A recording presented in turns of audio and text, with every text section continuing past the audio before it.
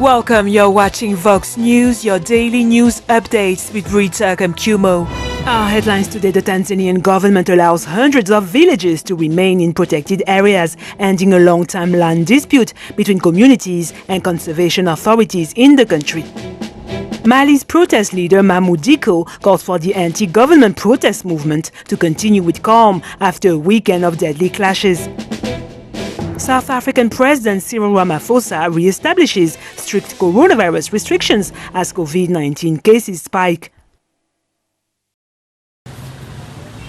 Our top story today: the Tanzanian government allowed on Sunday 920 villages to remain within protected areas and wildlife reserves across the country, ending a long-time land dispute between communities located near or within protected areas and conservation authorities. William Luke, Minister of Lands, Housing and Human Settlements Development, said in a statement that for quite a long time, villagers residing within protected and reserved areas had been subjected to harassment by conservation authorities, including burning of their houses and destroying their farms in the name of conservation. A list of the 920 villages was submitted to regional and district commissioners in the capital Dodoma to enable them to identify the concerned villages and to provide them with support and protection.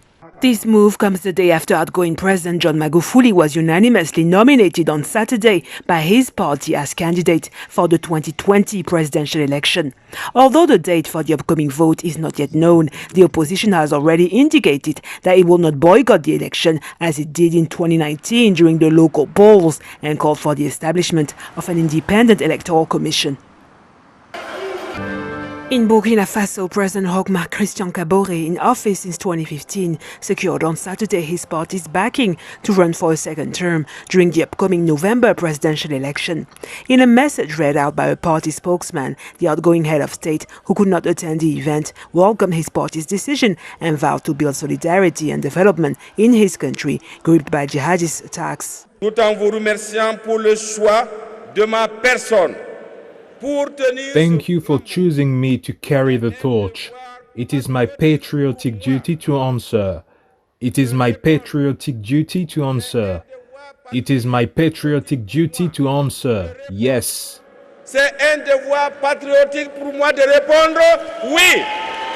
The president of the People's Movement for Progress Party made the announcement in front of thousands of supporters at a stadium rally in the country's capital city, Ouagadougou.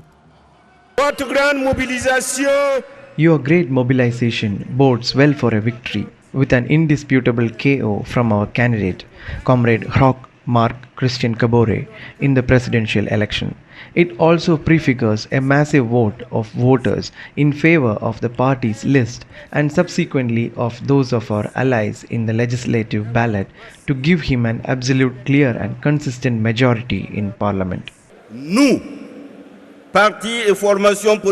We, parties and political formations of the presidential majority, APMP, are aware that our population always have great confidence in Mr. Roch Marc Kabore, and believing in his ability to unite everyone for a harmonious development of our country, unreservedly support the candidacy of His Excellency Mr. Roch Marc Kabore. De son Excellence, Mr. Roch Marc Kabore.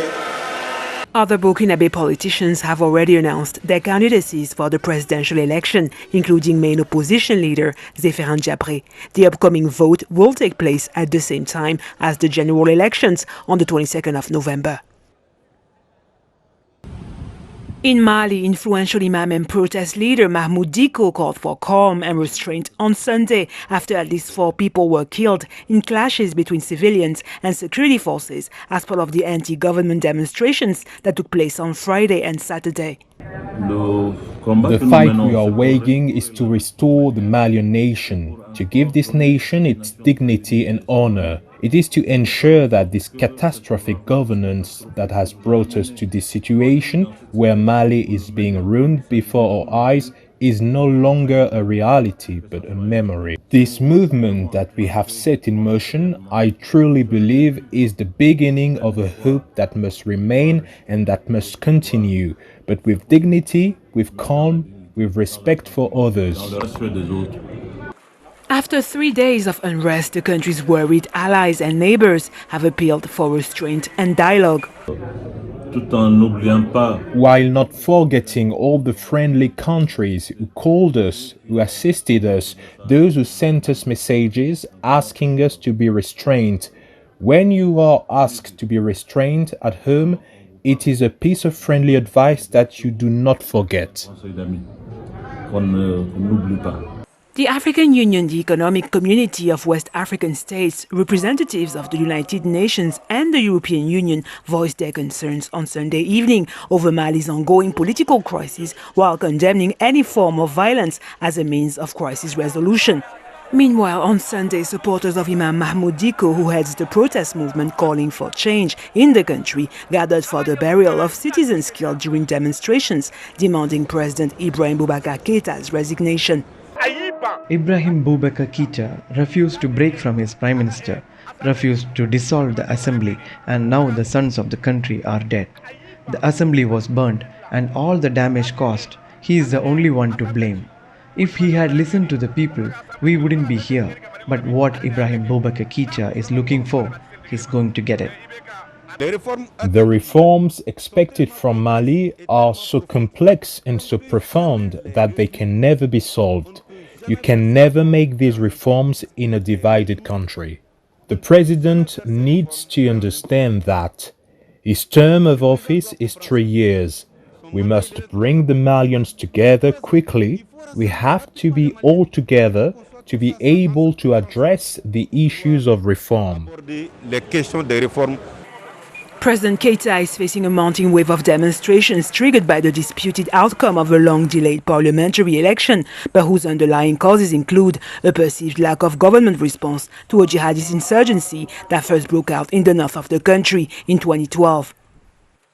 In Mali, President Ibrahim Boubacar Keita, under heavy pressure, announced the dissolution of the Constitutional Court on Saturday in an attempt to ease major civil unrest that occurred in his country over the weekend, with thousands still demanding his departure.